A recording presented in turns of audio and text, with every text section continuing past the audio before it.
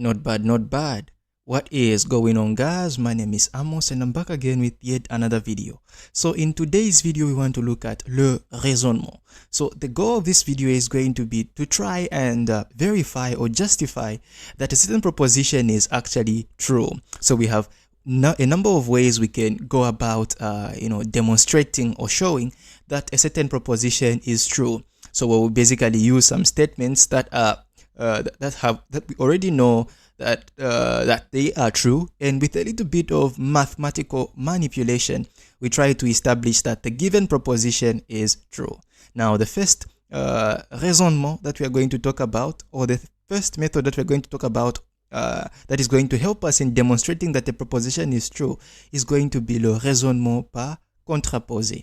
Okay, so now what is this and what is actually involved? And I'm going to give you guys two examples to make sure that we solidify our understanding of what this is. So basically we start, this is based on the idea that the proposition P implies Q is going to be equivalent. So P implies Q is going to be equivalent to the proposition non Q implique non P. Alright, so you can easily verify this using a truth table. So the proposition P implies Q is equivalent to the proposition non Q implique non P. So now, certain statements that will be given will be very hard to actually. So first of all, what is the goal of this implication? So if P is true, we try to show that, okay, Q is also going to be true. Alright, so that is the goal. If P is true, and then Q is going to be true. So we have this cause-effect idea. So now some statements that are going to be given are not going to be easy to evaluate in this form P implies Q. It will be wiser that we try to think about the other proposition. Alright, so first of all, what do we do? And now what is the logic behind this kind of demonstration? So first of all, we start with the idea that P implies Q is equivalent to non Q implique non P. And we make the hypothesis. So what is our hypothesis? Our hypothesis is that non Q is going to be true. Our hypothesis is that non Q is going to be true. And then we try to show, and then our goal is going to show that our hypothesis is that non Q is going to be true. Our goal is to show that non P is also going to be what? Is also going to be true. So in the case that non P is true, then instead of working with this proposition that we have here, we work with this proposition.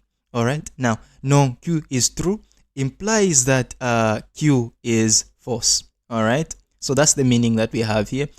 And also P is false. So we can actually think of this in this way. So the hypothesis that we make is that non Q is true, and we try to show that non P is also true. Now, let me help you guys with an example so that we understand what we are talking about. Alright, now let me just get rid of this part so that we can have enough room to tackle this example that I'm going to give you guys. Alright, now let's say we have this proposition. So I'm going to call it R. Alright, I'm going to call it R. I'm going to say X is not equal to Y implies that X plus 1, Y minus 1 is not equal to X minus 1, Y plus 1. Alright, so this is our first example. Now, looking at this problem, it is easy to see that it is not that, it is not that useful to work with this not equals sign. So it would be wiser if we had probably maybe an equal sign. So then we would know what to do, and the steps are going to be a lot easier. So what do? We try to convert this into its equivalent proposition. So what is going to be the equivalent? Well, this is our P and this is our Q. So our equivalent proposition is non Q implique P. Alright, so we try to actually show that now non of this proposition, non Q. So if Q is a proposition that X plus 1, Y minus 1 is not equal to X minus 1 and multiplied by Y plus 1, then non Q is going to be the negation of this proposition, and it is going to be the proposition X plus Y, Y minus 1 is equal to X minus 1 and Y plus 1, like so. All right. And then this is going to imply what? No P. Now the negation of P is going to be X is equal to Y. So it's easy to what? It's easy to now work with this. So now, what is our hypothesis? What is our hypothesis? Our hypothesis is that non Q is going to be true. Now, we have to suppose that this proposition is true, and our goal will be to show that X is equal to Y, or that the proposition non P is going to be true.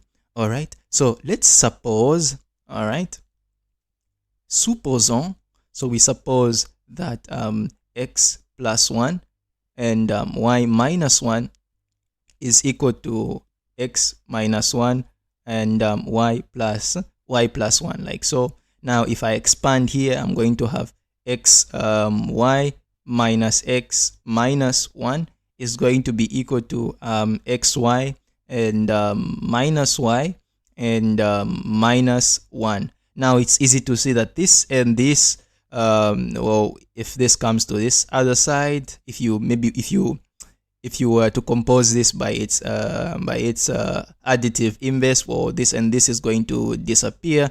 It is also easy to see that this guy and this guy, basically, if on opposite sides of the on opposite sides of the equal sign, we have that a certain quantity has maybe, let's say, if it's positive now, it's also positive on the other side. If it's negative, it's also negative on the other side. And if those quantities are equal in magnitude, then they are going to simplify.